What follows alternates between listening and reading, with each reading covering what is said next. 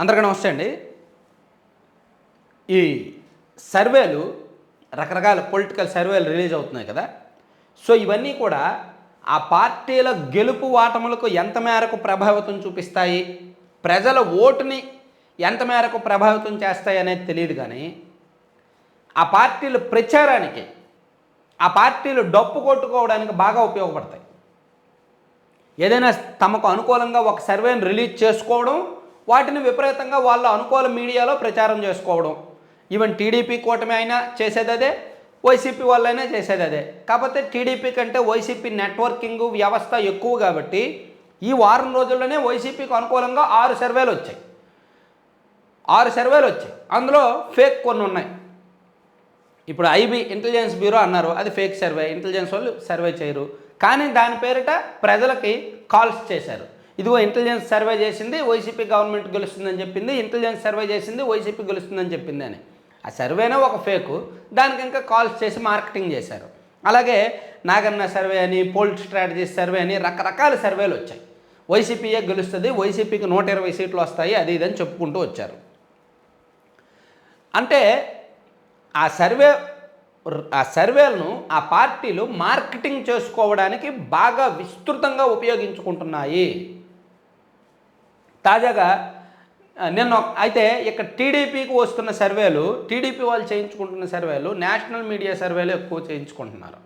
ఇప్పుడు వైసీపీకి అనుకూలంగా వస్తున్న Naganna survey, poll strategy survey, Aatmasakshi survey, ఇవన్నీ కూడా పెద్దగా మనం పరిగణలోకి తీసుకుంటారో లేదో తెలియదు, అంత వాల్యూ కాదు. కానీ టీడీపీకి mood of the nation, India today వాళ్ళు టీడీపీ గవర్నమెంట్ వచ్చే అవకాశం ఉంది, ఎన్డీఏ కూటమికే ఎక్కువ ఎంపీ సీట్లు వస్తాయి అని గత నెల ఒక రిపోర్ట్ ఇచ్చారు. దాన్ని మనం టైమ్స్ నౌతో పోల్చలేం. మీరు అనొచ్చు టైమ్స్ నౌ కూడా వస్తున్నాయి కదా అని. Times now paid and package already proved, దాన్ని వదిలేద్దాం. అలాగే న్యూస్ 18లో కూడా గత నెలలో టీడీపీ కూటమికే అధికారం దక్కుద్ది, వాళ్ళకే ఎక్కువ ఎంపీ సీట్లు వస్తాయని ఇచ్చారు. అలాగే ఇండియా హెరాల్డ్ గ్రూప్ వాళ్ళు చేసిన సర్వేలో కూడా, ఇండియా హెరాల్డ్ సర్వేలో కూడా టీడీపీ కూటమికి 91 సీట్లు వచ్చే అవకాశం ఉంది, వైసీపీకి 53 వస్తాయి, ఇంకా 30కి పైగా సీట్లు హోరాహోరీ పోరు జరుగుద్ది అని ఇచ్చారు. ఇప్పుడు తాజాగా న్యూస్ ఎక్స్ అని ఒక సర్వే రిలీజ్ అయింది. లోక్సభ ఎన్నికల్లో టీడీపీ కూటమిదే పైచే. 25 స్థానాల్లో 14 టీడీపీ కంట, జనసేనకు 2 అంట, బీజేపీకి 2 అంట అని న్యూస్ ఎక్స్ అనే సర్వే సంస్థ రిలీజ్ చేసిన ఫలితాల్లో చెప్పుకొచ్చారు. మొత్తం ఆంధ్రప్రదేశ్లో 25 ఎంపీ స్థానాలు ఉంటే టీడీపీకి 14 వస్తాయంట, జనసేనకు 2 వస్తాయంట, బీజేపీకి 2 వస్తాయంట, బీజేపీకి 2 వస్తాయంట, వైసీపీకి 7 వస్తాయంట. అంటే బీజేపీకి 6 ఇస్తే 2 గెలుస్తారంట. నేను అదే అనుకుంటున్నా, రాజమండ్రి అనకాపల్లి గెలిచే ఛాన్స్ ఉందనుకుంటున్నా, లేదా రాజమండ్రి నరసాపురం గెలిచే ఛాన్స్ ఉందనుకుంటున్నా. నేను కూడా 2 లేదా 3 అని అంచనా వేస్తున్నా. నేనైతే ఏంటంటే రాజమండ్రి, నరసాపురం, ఇంకా అనకాపల్లి ఈ 3 గెలుస్తారని నేను అనుకుంటున్నా.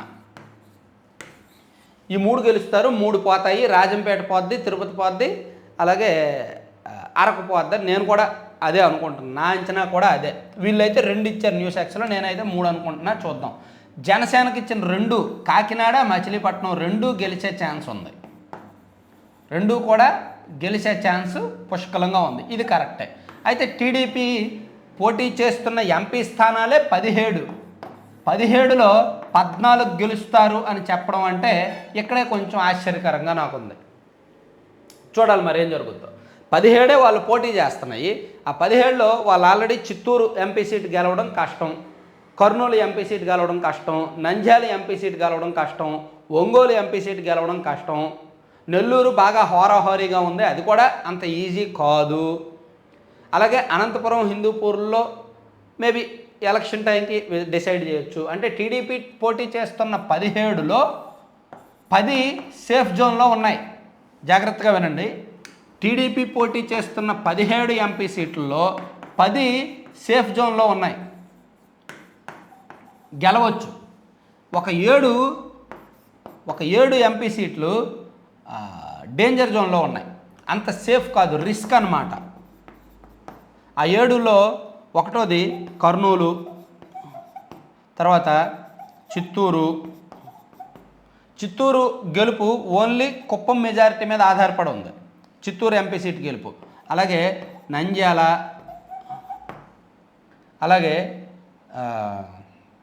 ఒంగోలు అంటే రిస్క్లో ఉన్నాయి, అలాగే నెల్లూరు, అలాగే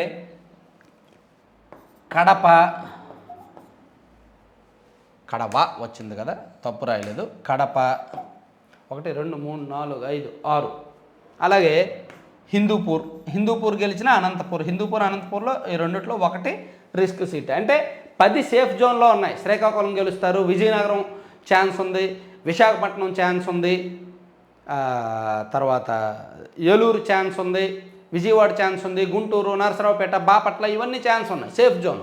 కానీ ఒక 7 ఎంపీ సీట్లు రిస్క్లో ఉన్నాయి. కానీ 14 గెలుస్తారు అని న్యూస్ ఎక్స్ అనే సర్వేలో రావడం కొంచెం అనుమానించాల్సిన విషయమే.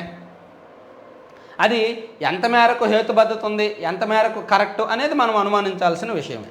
సో అందుకే నేను చెప్తున్నాను కదా, జాతీయ మీడియాల్లో వచ్చిన, స్థానిక మీడియాల్లో వచ్చిన సర్వే అనేసరికి మనం అనుమానించాల్సిందే, గుడ్డిగా నమ్మకూడదు. ఏ సర్వే కూడా పూర్తిగా జనంలోకి వెళ్ళి తీసుకునేదో, పబ్లిక్ పల్స్ తీసుకునేదో ఉండదు. రకరకాల ఒపీనియన్ పోల్స్ అవి ఇవి పెడతారు. సో దాని ఆధారంగా వచ్చిన రిజల్ట్స్నే వాళ్ళు అనలైజ్ చేస్తారు.